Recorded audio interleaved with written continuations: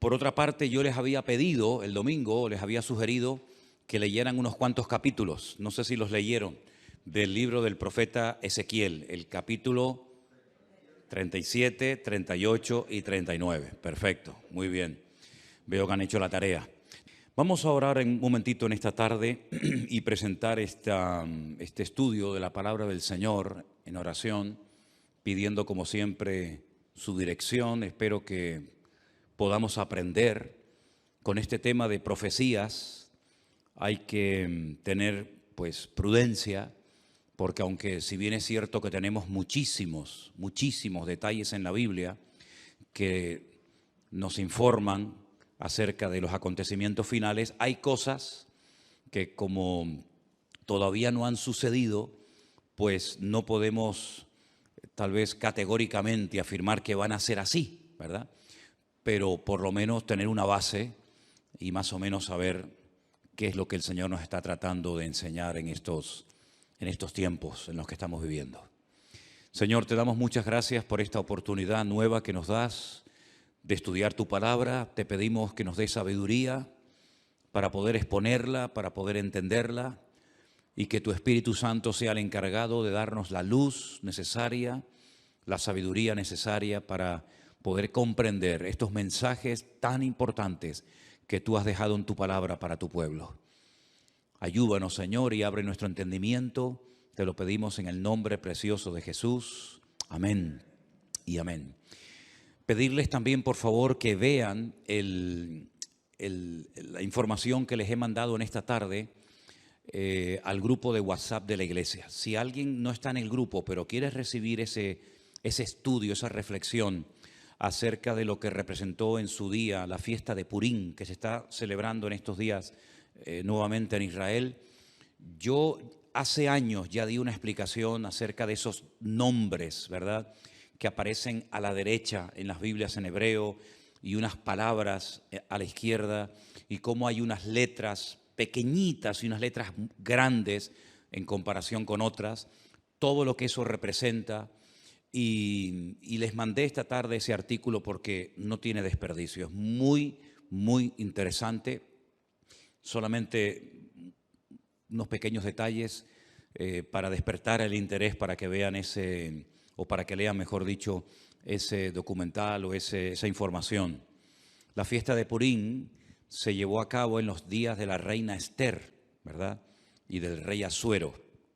En estos días se lee todo el libro de Esther, volviendo a recordar la historia de cómo Dios salvó del exterminio, de la destrucción a todo el pueblo de Israel. Veis que el enemigo siempre quería más y más, ¿verdad? En un principio un hermano mató a otro, pero no fue suficiente. Más adelante vemos cómo el enemigo intenta, mezclar a la raza humana con aquellos engendros espirituales, ¿verdad?, con aquellas deformaciones terribles que produjeron la ira de Dios y tuvo que finalmente mandar el diluvio. Vemos más adelante cómo el faraón no se conformaba con matar a uno, sino con matar a todos los niños. Pero en el libro de Esther lo que vemos es que el diablo quiso ir un paso más allá, y lo que puso en el corazón de un perverso llamado Amán era la exterminación, la aniquilación total del pueblo de Israel, incluido hombres, mujeres, niños, ancianos, etc. El Señor intervino de una forma milagrosa, y esa liberación, ese milagro se recuerda todos los años en una fiesta que, repito, se está celebrando en estos días y que se llama la fiesta de Purim. La palabra Purim viene de la palabra pur, que significa suerte. Purim es suertes, como se echó suerte sobre el pueblo de Israel, y el Señor, pues una vez más, protegió sobrenaturalmente a ese pueblo. Cuando se produce una matanza de los enemigos que querían destruir al pueblo de Israel, el rey Asuero, que es el marido de la reina Esther, le dice: hoy han muerto 500 hombres y los 10 hijos de Amán. ¿Tiene alguna petición más la reina? Y la reina, su esposa Esther, dice: quiero que mañana a los 10 hijos de Amán, que ya estaban muertos, los cuelguen en la horca.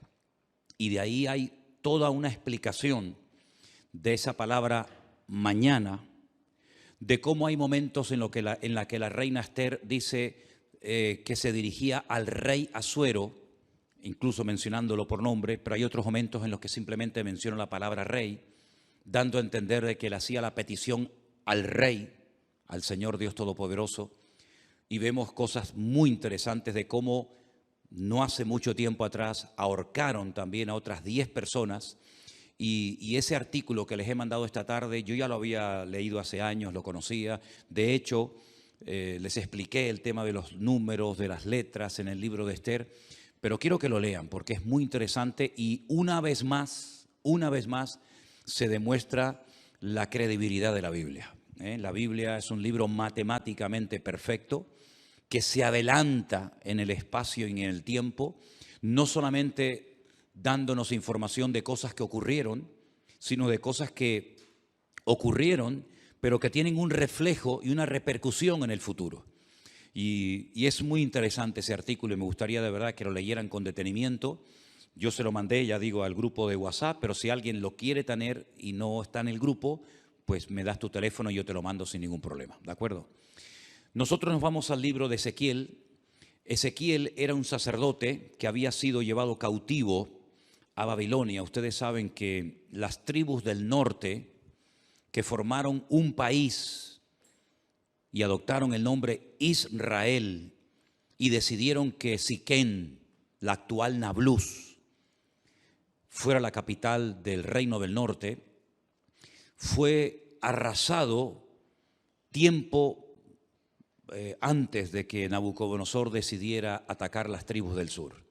Las tribus del sur, cuando hablo de las tribus del sur, me refiero a la pequeña tribu de Benjamín y a la tribu de Judá, que permanecieron un siglo y pico más en el territorio de Israel. También fueron sacadas de la tierra, fueron llevadas al cautiverio por Nabucodonosor 70 años y estas dos tribus después retornan. Y ese retorno, todo lo que hicieron, la reconstrucción del templo, de la ciudad, de las murallas, etcétera, pues se nos relata en el libro de Esdras y en el libro de Nehemías, que algunos creen que era un solo libro, no dos como tenemos nosotros en nuestras Biblias, el libro de Nehemías y el libro de Esther. Se creen que los dos formaban un solo tomo, un solo libro. Pero bueno, independientemente de eso, vemos que Ezequiel está en el cautiverio y él estando en Babilonia, el Señor le revela una serie de cosas acerca de su pueblo. A través de una serie de sueños, de visiones, le muestra el retorno del pueblo de Israel, cómo volverían y la ciudad de Jerusalén volvería otra vez a ser habitada, etcétera, etcétera. Pero aparte de eso, Ezequiel recibe una serie de revelaciones acerca del futuro, no para su época. Vimos el otro día, por ejemplo, el domingo, que algunas visiones, algunas profecías que recibió Daniel, las escribía, pero el Señor le decía, séllalas, porque esto no es para tu tiempo, esto es para los tiempos finales. Bueno, en cierto sentido también pasó algo parecido con Ezequiel. Ezequiel recibió profecías e información acerca de los últimos tiempos que él no vio durante su ministerio, durante su vida, el cumplimiento de estas palabras. El capítulo 38 y 39 de Ezequiel, digamos que van unidos, porque el 39 es una prolongación de lo que comienza a revelarle el Señor a Ezequiel. Y el capítulo comienza diciendo así: vino palabra de Dios diciendo, hijo de hombre. Esta expresión, hijo de hombre, es la forma como el Señor se dirigía y llamaba siempre al profeta Ezequiel. Pon tu rostro contra Gog, en tierra de Magog, príncipe soberano de Mesec y Tubal, y profetiza contra él. Vamos a ir haciendo pausas según vayamos leyendo, porque hay algunas cosas que tengo que ir diciendo por el camino para que entendamos ciertas y determinadas cosas. Estos nombres que aparecen aquí, Mesec y Tubal, ustedes los van a encontrar en el primer libro de la Biblia. No es la primera vez que aparecen, ni mucho menos. Concretamente en Génesis capítulo 10, versículo 2, nos dice que Mesec y Tubal eran hijos de Jafet. ¿Quién era Jafet? Uno de los 3 hijos de Noé. Noé tuvo a Sem, Can y Jafet. Bueno, pues Jafet tuvo una serie de hijos y uno se llamó Mesec y otro se llamó Tubal.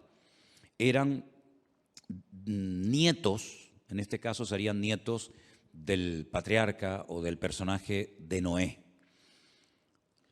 Es muy interesante ver cómo los hijos de Noé, Sem, Can y Jafet, se fueron por diferentes partes del mundo, ¿verdad? Y conquistaron territorios y tierras. Y bueno, vemos que los europeos tienen un origen, los africanos tienen otro, y cada nación pues tiene un origen diferente, ¿verdad? Y todo procede de los 3 hijos de Noé, Sem, Can y Jafet. Los cananeos, que son los descendientes de Can, nieto de Noé, pues se fueron a lo que conocemos hoy en día como Israel, ¿verdad? Y allí ese país se llamaba en el principio Canaán. Y el Señor sacó a su pueblo de la esclavitud en Egipto para llevarlos a Canaán, donde vivían los cananeos. Y los cananeos, ese país estaba habitado por una serie de países, de reinos, de naciones. La mayoría de ellos los conocemos por nombre. Allí estaban los filisteos, aunque no eran de Canaán. Los filisteos venían de la isla de Creta y decidieron ocupar la costa de lo que hoy en día conocemos como Israel, y ocuparon ciudades pues tan emblemáticas y tan conocidas como por ejemplo Gaza, que todavía se sigue llamando igual, Asdod, Askelón, Gat, Ecrón. Los filisteos, digamos, que vivían en la costa. Los jebuseos eran los que vivían en el monte Moriah, los que vivían en lo que sería Jerusalén. Y bueno, allí estaban los moabitas, los eteos, etcétera, etcétera. Y eran naciones que no les correspondía habitar en aquel lugar, e Israel tenía que expulsarlos de su tierra. Ahora, en los últimos tiempos, la Biblia dice que se levantará un príncipe soberano, se levantará un hombre que se llama en el Antiguo Testamento, uno de los nombres que recibe es God, pero si uno analiza el Antiguo Testamento, nunca hubo un hombre que se llamó God. God es simplemente un nombre que se le da a un personaje político que en los últimos tiempos decidirá unilateralmente, aunque realmente detrás de todo esto, por supuesto, siempre está la mano de Dios, atacar al pueblo de Israel desde el norte. No es como Amalek, que venía del sur, o como los moabitas, que venían del este, sino que este enemigo atacará a Israel desde el norte, seguramente cruzará los famosos altos del Golán y llevará a cabo una batalla tremenda. Ahora, lo que no se ponen de acuerdo los comentaristas es cuándo se va a llevar a cabo esa batalla en el valle de Meguido, la famosa batalla de Armagedón, ¿sí? Algunos dicen que esa batalla se va a llevar a cabo antes de la venida del Señor Jesucristo.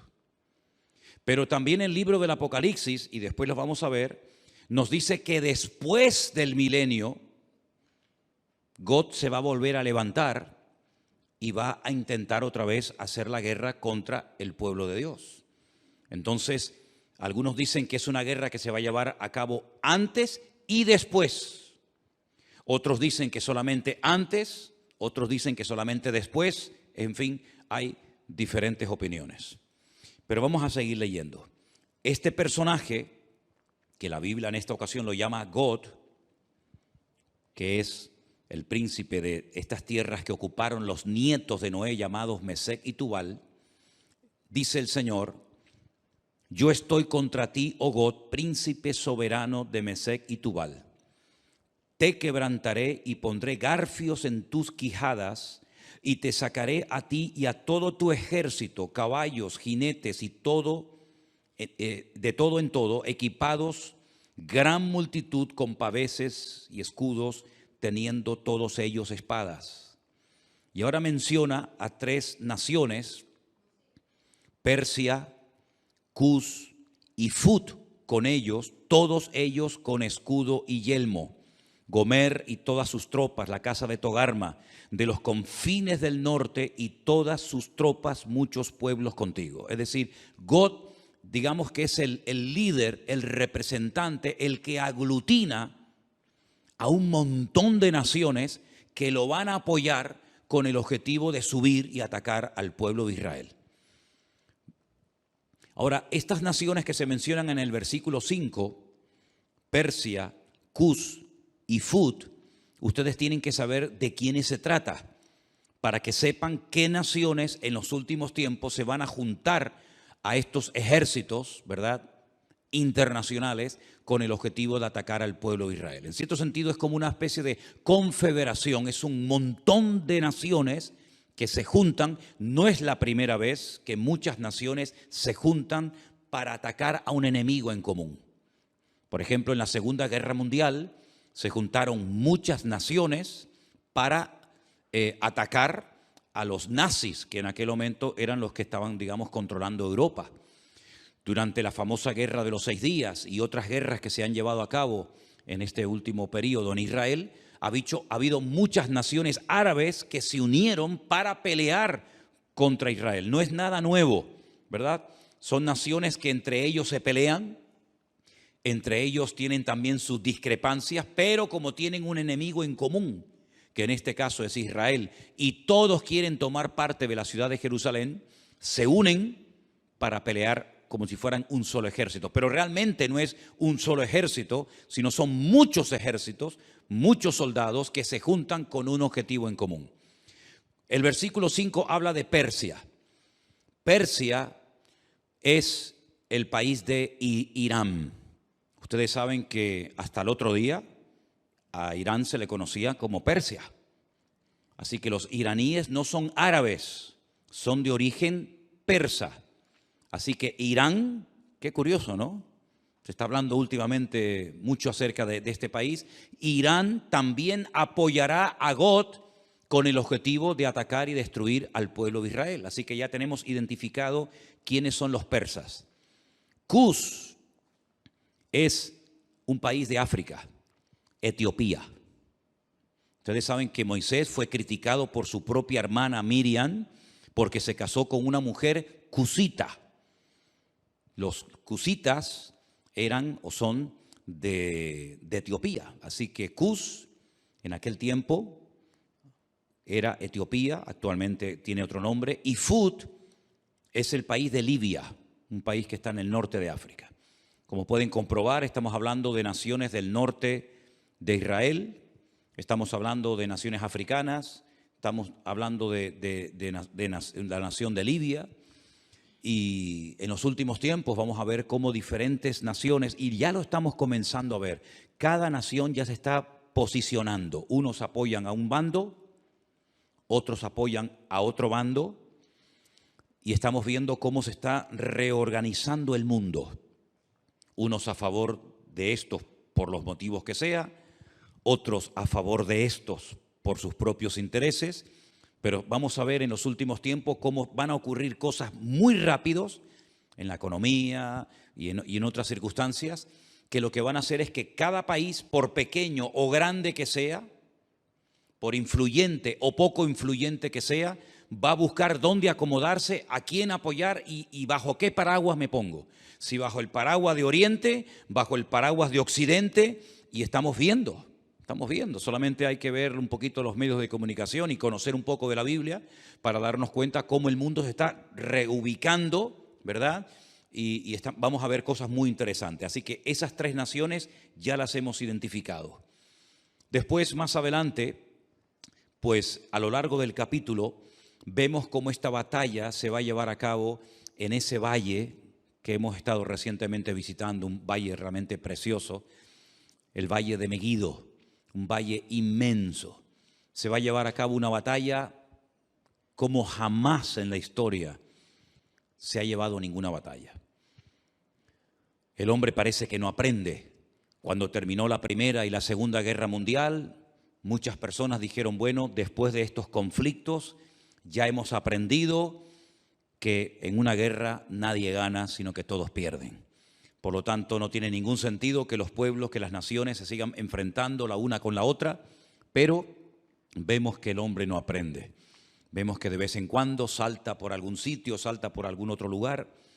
Esa batalla va a ser tan terrible, tan terrible. No vamos a leer los 2 capítulos porque ya ustedes los han leído, pero el objetivo de todo esto es que Dios va a permitir, Dios va a traer a todas estas naciones que odian al pueblo, al Estado de Israel, para que Él demuestre su poder y quede definitivamente claro de una vez por todas que Él es el Rey de Reyes y el Señor de los Señores, y que a su pueblo nada ni nadie lo puede destruir.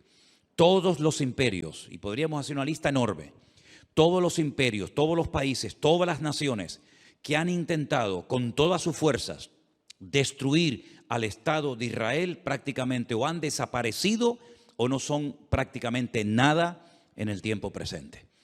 Miren ustedes, por ejemplo, el imperio egipcio, no queda absolutamente nada de él, los babilónicos, los persas, los medos, los griegos, los romanos, diferentes imperios que a lo largo de la historia se propusieron arrasar a este pueblo, porque este pueblo no solamente es un pueblo, no solamente son personas, sino que representa una serie de valores, una serie de principios y sobre todo representa que hay un Dios detrás de esa nación, que hay una Biblia, que hay una palabra de Dios detrás de esa nación, y lo que el enemigo no quiere bajo ningún concepto es que Dios sea reconocido como el soberano de todas las naciones de la tierra.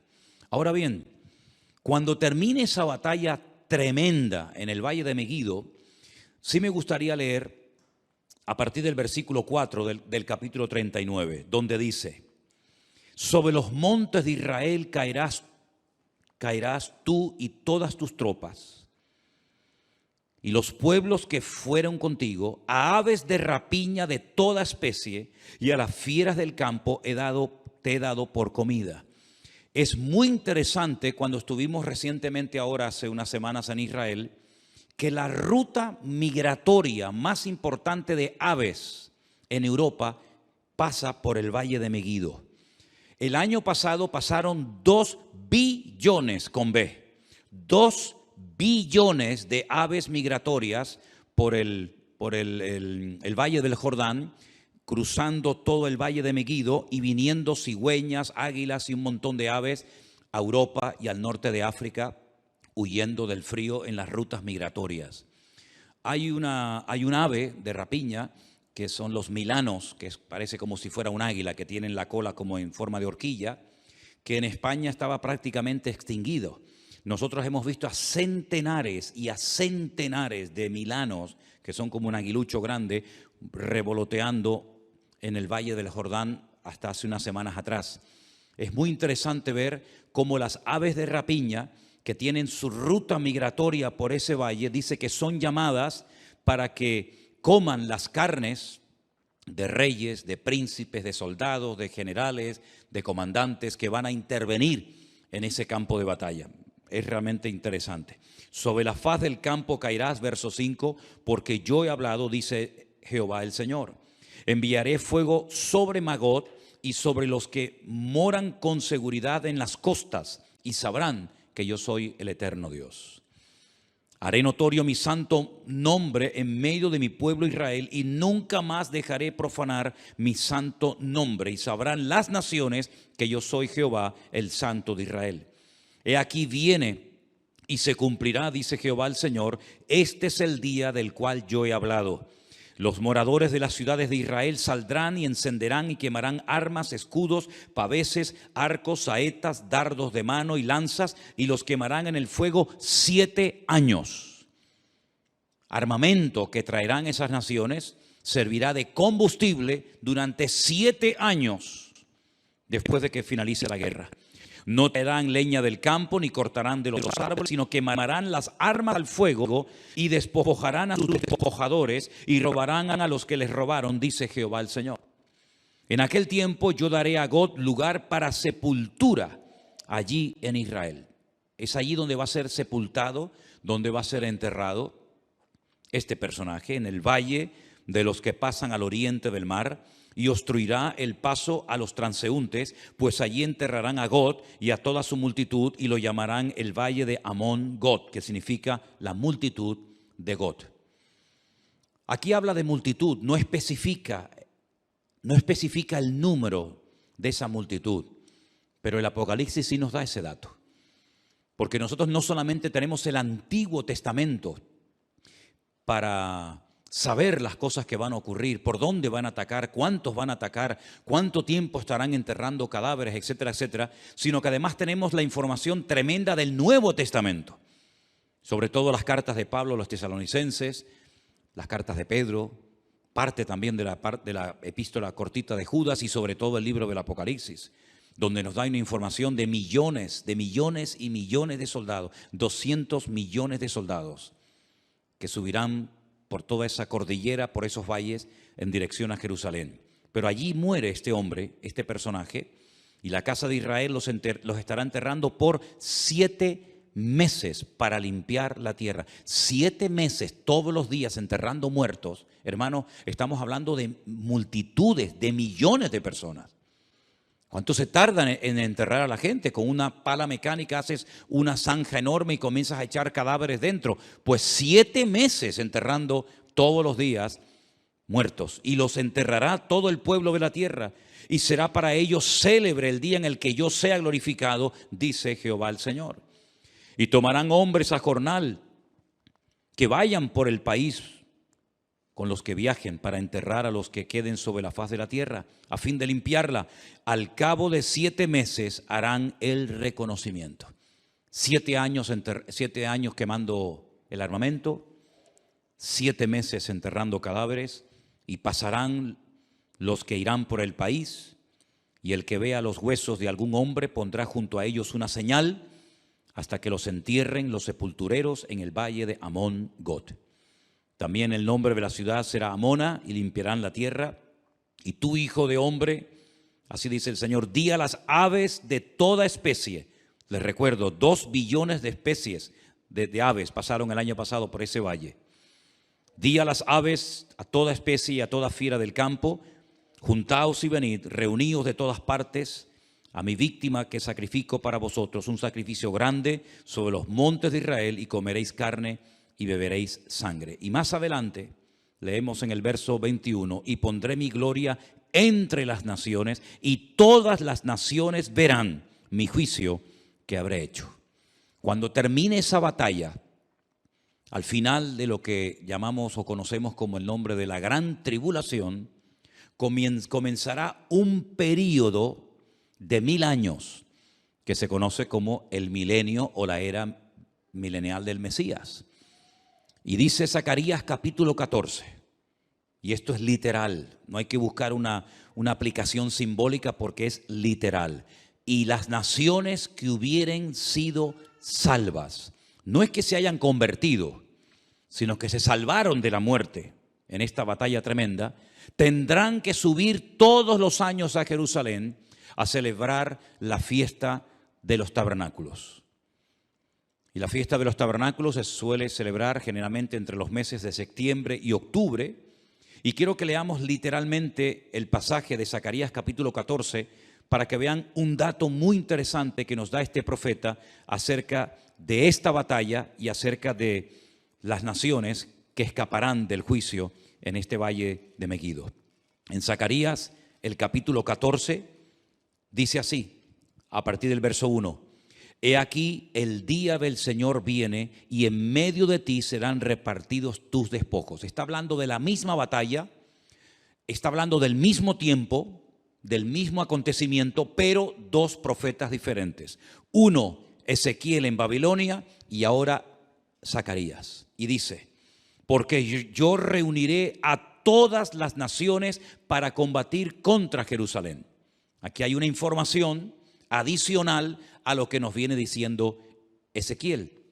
La ciudad será tomada y serán saqueadas las casas, violadas las mujeres, y la mitad de la ciudad irá en cautiverio, mas el resto del pueblo no será cortado de la ciudad. Después saldrá Jehová y peleará con aquellas naciones como peleó en el día de la batalla. y ahora habla de la segunda venida del Mesías. Porque el Mesías, cuando nació cerca de este monte de los Olivos, en dirección hacia el sur, aproximadamente como a 7, 8 kilómetros al sur, en una pequeña localidad, en un pequeño pueblo llamado Belén, que pertenecía a Judea, Belén de Judea. Pero cuando dice aquí que se afirmarán en aquel día sus pies sobre el monte de los Olivos, aquí podemos ver que el Antiguo Testamento nos habla de su nacimiento en Belén de Judea y de su retorno, su segunda venida, poniendo los pies sobre el monte de los Olivos. Amén, hermanos, ¿lo ven claramente? Nace en Belén, retorna en el monte de los Olivos. Para que algunos digan que la Biblia no habla de dos venidas, sino solamente de una. No, habla de dos venidas. Una que ya se produjo cuando nace en Belén de Judea y otra cuando se afirman sus pies en aquel día sobre el monte de los Olivos que está enfrente de Jerusalén, al oriente, al este, y el monte de los Olivos se partirá por en medio hacia el oriente y hacia el occidente, haciendo un valle muy grande, y la mitad del monte se apartará hacia el norte y la otra mitad hacia el sur. Es decir, si se parte el valle y parte se va hacia el este, parte hacia el oeste y luego se ensancha, se separa el norte y el sur, quiere decir que en esa parte en la que hemos estado muchísimas veces se va a hacer un valle gigantesco, un valle enorme. Ahora mismo entre el monte Moriah, donde antiguamente estaba el templo, y donde está el monte de los Olivos, hay un barranco, hay como si fuera un barranco que se llama el famoso torrente de Cedrón, pero no tiene ni punto de comparación lo ancho que será ese valle cuando el Señor ponga sus pies sobre el monte de los Olivos. La pregunta que a lo mejor algunos se hacen es: ¿qué interpretan los judíos cuando dice aquí y pondrá sus pies sobre el monte de los Olivos y el monte de los Olivos se partirá? Bueno, ellos dicen que cuando venga el Mesías, que no creen que vengan del cielo, pues ellos dicen y opinan que cuando venga el Mesías, la expresión "y pondrá sus pies sobre el monte de los Olivos" significa, es una expresión como decir "y vendrá con autoridad", pero no lo interpretan como algo literal. Entonces, si no interpretan una parte del texto como no literal, tampoco pueden interpretar la otra parte del texto como literal, pero en esta ocasión se equivocan. Dice que huiréis al valle de los montes, porque el valle de los montes llegará hasta Sal. Huiréis de la manera que huisteis por causa del terremoto en los días de Usías, rey de Judá, y vendrá Jehová mi Dios y con él todos los santos. ¿Quién es el que viene? Jehová mi Dios. ¿Y viene acompañado de quién? Con todos sus santos. Esta es la segunda venida del Señor Jesucristo, donde todo ojo le verá, toda rodilla se doblará y toda lengua confesará que Él es el Señor, para gloria de Dios Padre. ¿Se dan cuenta cómo Él viene, pero no viene solo? Ya la iglesia ya ha sido arrebatada, ya fue llevada con Él, y cuando Él retorna en su segunda venida, su iglesia no está en la tierra, sino que su iglesia viene con Él en las nubes. Y acontecerá que en ese día no habrá luz clara ni oscura. Acontecerá que no habrá luz clara ni oscura. Qué cosa tan rara, ¿verdad? Será un día el cual es conocido de Jehová, del Señor, que no será ni de día ni de noche. No nos hacemos ni la más remota idea cómo puede ser, porque en nuestra mente no cabe decir, o es de día o es de noche. Pero dice, no va a ser ni de día ni de noche. ¿Y cómo será ese día? Solamente Él lo conoce. Pero sucederá que al caer la tarde habrá luz. Al caer la tarde, cuando se oculta el sol, es cuando ya se hace la noche. Pero aquí es al revés. Cuando llega la tarde, es cuando hay luz. Qué cosas tan interesantes, qué cambios, ¿no? Qué cambios tan tremendos va a haber. Acontecerá también en aquel día que saldrán de Jerusalén aguas vivas como ríos. ¿Saben que hay un barrio en Jerusalén por el cual hemos caminado muchísimas veces, que es el barrio de las 100 puertas? el barrio de los ultraortodoxos judíos, el barrio de Mea Sharim, las 100 puertas, que han descubierto que por debajo de ese barrio corren ríos de agua tremendos, como aguas subterráneas. Tal vez cuando se produzca ese terremoto tremendo al poner sus pies sobre el Monte de los Olivos, esas aguas broten, salgan hacia arriba, y dicen que la mitad de esas aguas irán hacia el mar oriental y la otra mitad hacia el mar occidental en verano y en invierno. Israel es el único país que tiene 4 mares, 2 internos y 2 externos. Tiene un mar que realmente es un lago, pero lo llaman el lago o el mar de Genesaret al norte. Más hacia el sur está el mar Muerto, que es mucho más grande que el mar de Galilea. Luego, al oeste está el Mare Nostrum, el mar Mediterráneo, que según como se mire, ahí termina o ahí empieza el mar Mediterráneo y llega hasta el Peñón de Gibraltar. Y luego al sur, ¿verdad?, está el Mar Rojo o el Mar de los Juncos, porque tiene un color rojizo por unas hierbas que hay allí. Como hay otro mar que se llama el Mar Negro, por unas algas que hace que parezca que el agua está negra, ¿verdad? Y dice que hay aguas de Jerusalén que llegarán y entrarán en el mar Mediterráneo, y otra parte de las aguas entrarán en el Mar Muerto, y Jehová será rey sobre toda la tierra, y en aquel día Jehová será uno, y uno su nombre, ¿verdad? No se le va a llamar de diferentes maneras, sino que uno será su nombre, tendrá un solo nombre. Y toda la tierra se volverá como llanura desde Jeba hasta Rimón, al sur de Jerusalén, y ésta será enaltecida y habitada en su lugar desde la puerta de Benjamín hasta el lugar de la puerta primera, hasta la puerta del ángulo, y desde la torre de Anael hasta los lagares del rey. Y morarán en ella, y no habrá nunca más maldición, sino que Jerusalén será habitada confiadamente. No estamos haciendo referencia a la nueva Jerusalén, que es la que Juan recibe en revelación y que nos cuenta cómo es en el capítulo 21 y el capítulo 22 del libro del Apocalipsis. Esta no es la nueva Jerusalén, esta es la Jerusalén renovada, transformada, pero terrenal, ¿verdad?, en la cual Cristo, con todo su pueblo, sus hijos, estará reinando durante 1000 años. Pero no es la nueva Jerusalén de las calles de oro, las puertas de perla, etc. Pero se vivirá en esa ciudad.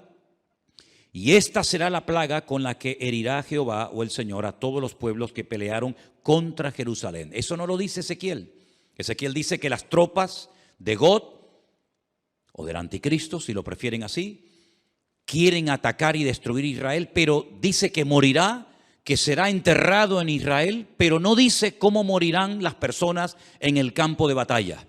Pero Zacarías sí recibió el dato, la revelación de cómo morirían. Dice que será como una especie de plaga. Esta será la plaga con la que Jehová herirá a todos los pueblos que pelearon contra Jerusalén. Escuchen, la carne de ellos se corromperá estando ellos sobre sus pies. Están de pie, no están sentados ni acostados, están de pie, peleando, batallando.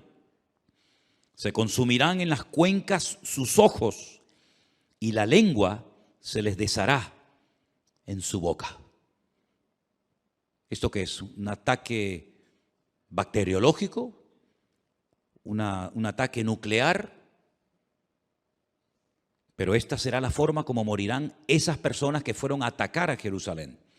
Acontecerá en aquel día que habrá entre ellos gran pánico enviado por Dios, y trabará cada uno de la mano a su compañero y levantará su mano contra la mano de su compañero. Se matarán entre ellos, se pelearán entre ellos, se matarán entre ellos.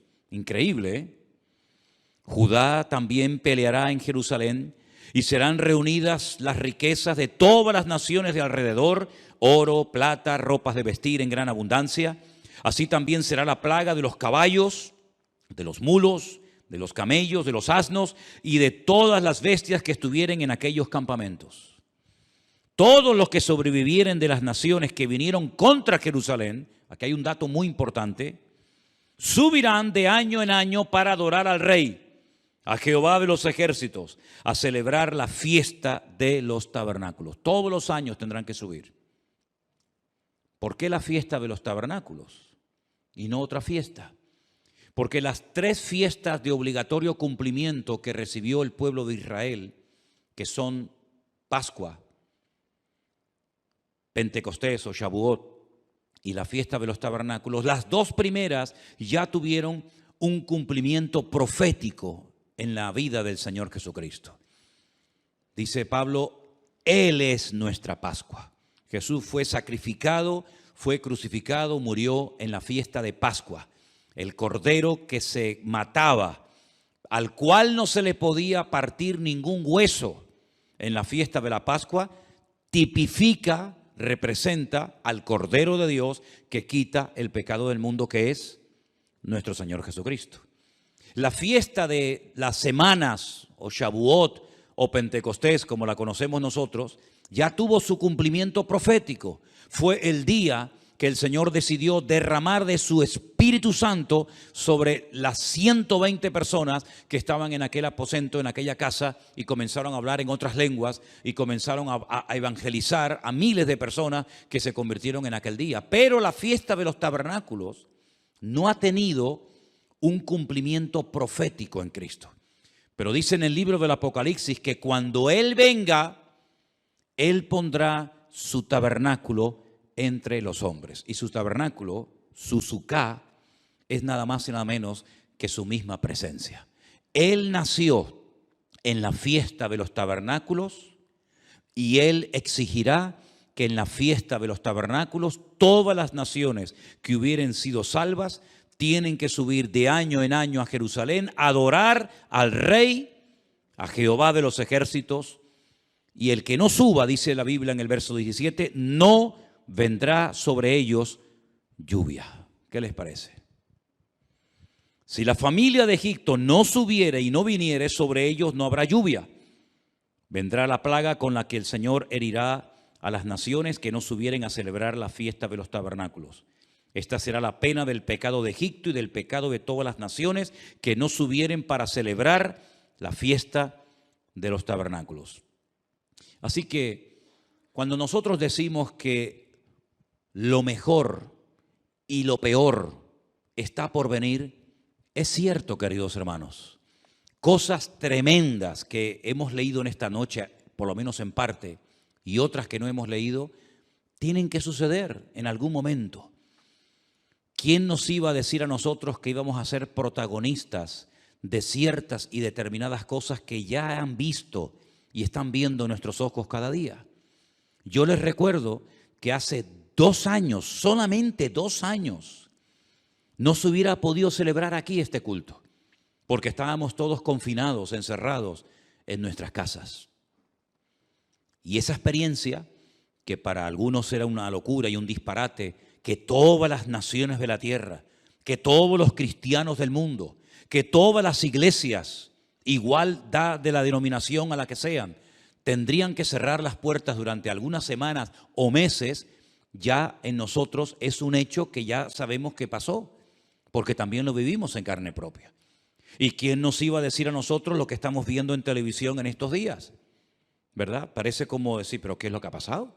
Si hasta el otro día todo estaba tranquilo y todo estaba bien y ahora se ha disparado el precio de esto y el precio de lo otro y nadie sabe lo que tiene que hacer y nadie sabe lo que va a pasar dentro de media hora y nadie sabe si se va a quedar aquí o va a decir, bueno, vamos también a ir a por el vecino de enfrente. Nadie sabe absolutamente nada.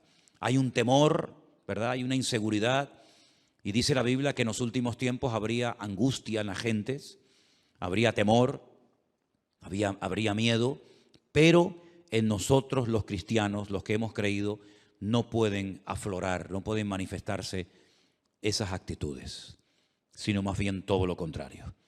Dice, erguíos y levantad vuestras cabezas, porque vuestra redención está a las puertas. Y todo esto es la señal de que todo lo que está escrito en la palabra, que hemos leído y predicado durante años y años, pues llegará el momento que, si el Señor lo permite, lo vamos a poder contemplar y lo vamos a poder mirar con nuestros propios ojos. ¿Cuál debería ser entonces la postura de nosotros hoy en día ante lo que está ocurriendo y lo que va a venir, que es muchísimo peor que lo que estamos comenzando a ver? Bueno, pues yo quisiera recordarles que en esta mañana, no sé si lo vieron, en el devocional yo leía una porción que Pablo escribió a los hermanos de la iglesia de los Filipenses, y quiero volver a leer el pasaje que yo en esta mañana les leía, porque aquí encontramos instrucciones acerca de cómo tenemos que comportarnos y actuar en este tiempo final. Filipenses capítulo 4, versículo 4 dice: regocijaos en el Señor siempre. Dígalo conmigo: regocijaos en el Señor siempre. No solamente cuando hay dinero y abundancia de trabajo y salud y juventud no, siempre. Ahora, si uno se pregunta en qué momento de la vida se encontraba el autor de esta carta, de estas palabras, pues humanamente hablando, en el peor momento de su vida. Ya era una persona avanzada en edad, una persona que había sufrido muchísimo por la causa del Evangelio y estaba preso en Roma, probablemente a punto de morir. Algunos especulan que si Pablo logró salir de ese encarcelamiento y luego otra vez lo volvieron a meter, me da exactamente igual. Lo que está bien claro es que esta carta, junto con otras 3 más, se escribió desde una cárcel en Roma, que no era una cárcel como las que vemos a veces en televisión, que ocupan los ricos o los poderosos, que parecen que son hoteles de 5 estrellas, sino una mazmorra sin luz, sin agua, con una comida seguramente malísima, con frío, donde él dice que todos le habían abandonado. Es increíble, ¿no? Un hombre que fue de una bendición tan grande para miles y miles de cristianos, y lo sigue siendo hasta nosotros hoy en día, ¿verdad? Y que lo dejaran solo. Dice: solo Lucas está conmigo. Nadie se quedó a su lado. Nadie. Incluso algunos se marcharon, hasta causándole problemas en el peor momento de su vida. Dice: pero el Señor estuvo a mi lado y me dio fuerzas y me libró de la boca del león, y me librará y me preservará para su reino celestial. Gloria a Dios. Y es ahí, en esa cárcel, solo, donde dice: regocijaos en el Señor siempre. Y por si no ha quedado lo suficientemente claro, otra vez lo repito, otra vez lo digo: regocijaos, que es mucho más que alegraos. Vuestra gentileza sea conocida de todos los hombres. El Señor está cerca. Fíjate cómo asocia la venida del Señor con el regocijo que tiene que tener un creyente ante este acontecimiento tremendo que estamos esperando. El Señor viene pronto, por lo tanto, regocijaos. Por nada estéis afanosos. Fíjate quién está hablando, y de dónde está hablando. Por nada estéis afanosos. Él no pide: hermanos, por favor, oren para que el Señor me saque de aquí. Hermanos, por favor, oren para que no me maten. Hermanos, por favor, oren para que no me torturen. En ningún momento sus peticiones van en esta línea, sino que a veces cuando pide oración es para seguir predicando la palabra, para seguir ganando almas para Cristo. No le da lugar a la tristeza, a la depresión. Por eso yo digo una cosa, hermanos, y lo digo para todos, y también para mí, por supuesto. Cualquier cosa que podamos estar padeciendo no tiene ni punto de comparación con lo que este hombre estaba padeciendo y con lo que otros hermanos en este momento, otros hermanos nuestros en este momento, estén padeciendo. A veces nos comportamos como niños, nos enfadamos, perdemos la paz, el equilibrio por cosas insignificantes, ¿verdad? Nos derrumbamos y nos venimos abajo y parece como que nos han quitado el chupete y nos han quitado el juguete. Y lo que estamos pasando nosotros, ¿qué es lo que estamos pasando nosotros? Díganme. Veía unas imágenes tremendas de una chica joven en este país que está pasando este conflicto, a punto de parir, a punto de dar a luz.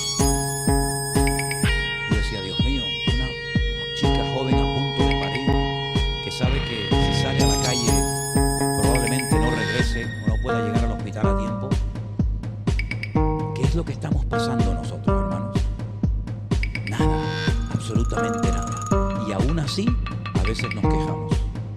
Y la Biblia dice, por nada estéis afanosos, sino sean conocidas vuestras peticiones delante de Dios, en toda oración, ruego, pero con acción de gracias. Siempre con las gracias por delante. Y la paz de Dios, que sobrepasa todo entendimiento, guardará vuestros corazones y vuestros pensamientos en Cristo Jesús. Qué tremendo, ¿no? Qué tremendo, qué palabras de aliento, qué palabras de ánimo. Y después dice, por lo demás, hermanos, si esto no les llega, por si acaso esto se les queda corto y dice, bueno, está bien, pero hay más. Todo lo que es verdadero, todo lo honesto, todo lo justo, todo lo puro, todo lo amable, todo lo que es de buen nombre, si hay virtud alguna, si algo digno de alabanza, en esto pensad. Cualquier pensamiento que no cumpla con estos requisitos, no lo admita, no le dé lugar, ni a palabras, ni a pensamientos, ni a actitudes, ni a conversaciones que no sean honestas, que no sean de buen nombre, que no glorifiquen al Señor, ni un minuto de mi tiempo. Y termina diciendo, y lo que aprendisteis, y recibisteis, y oísteis, y visteis en mí, esto haced, y el Dios de paz estará con vosotros. La paz del creyente en este tiempo tiene que estar por encima de cualquier circunstancia, por encima de cualquier mala noticia, por encima de cualquier prueba. La paz del Señor guardará nuestros corazones y pensamientos en Cristo Jesús, Señor nuestro. ¿Cuántos dicen amén? No permitas que nada ni nadie te robe la paz de tu corazón. Si ves que la estás perdiendo, la paz, a lo mejor es que estás oyendo y viendo demasiado lo que no tienes que ver ni oír tanto. Y te hace falta más Biblia. Porque cuando falta paz es porque falta Biblia en tu corazón. Pero cuando hay abundancia de palabra, cuando hay abundancia de presencia del Señor y de su palabra en nuestras vidas, no hay lugar a la angustia, al desánimo, a la depresión. ¿Por qué? Porque yo sé en quién he creído. Y mi confianza está puesta 100% en el Señor. Y yo sé que me puedo regocijar y puedo tener paz y puedo dar gracia y puedo darle ánimo a los que están desesperados. Porque dicen que las consultas a los psiquiatras, a los psicólogos han aumentado porque la gente está como en un bucle y no saben cómo salir. Antes era la pandemia, ahora es no sé qué y mañana será no sé cuánto. Y siempre parece que salimos de una desgracia para meternos en otra. El mundo va así. Pero sin embargo nosotros los cristianos podemos cada mañana levantarnos y decir, Señor, es verdad, no tengo tanto dinero como tenía tiempo atrás. No tengo tal vez el trabajo que me gustaría tener. No tengo esto, no tengo lo otro, pero te tengo a ti. Y teniéndote a ti, lo tengo todo. Porque el Señor es mi pastor y nada me faltará. ¿Cuántos dicen amén? Cierra tus ojos en esta tarde, ahí donde estás. Repito, no permitas que nada ni nadie te robe la paz de tu corazón. Al Señor le costó la vida derramar su sangre en una cruz para que tú y yo hoy en el siglo XXI, con la que está cayendo, pudiéramos vivir en paz permanentemente. Y te doy gracias, Señor, porque tú nos das la paz no como el mundo la da, sino que la paz tuya es la verdadera, la auténtica, la genuina, la que anhela nuestra alma. Y en esta tarde, Señor, te damos gracias porque tú nos informas, tú nos adviertes, tú nos hablas claramente acerca de los acontecimientos finales, pero también nos enseñas y nos dices cómo tenemos que comportarnos en estos tiempos difíciles. Para que marquemos una diferencia y le demostremos al mundo que no te tiene, que se puede tener paz en medio de la tormenta. Y podemos confiar en nuestro Dios, porque sabemos que todo esto es el cumplimiento de lo que los santos varones y profetas de Dios hablaron hace años, hace siglos. Señor, manténnos firmes en tu palabra, sin retroceder, sin tambalearnos, cada día más firmes, más seguros, sabiendo que tú estás con nosotros y que nada ni nadie nos podrá separar de tu presencia. Gracias te doy, Señor, en esta tarde por tu preciosa y bendita palabra. La atesoramos, la guardamos en nuestros corazones y te daremos a ti siempre toda la gloria y la honra. En el nombre de Jesús. Amén y amén.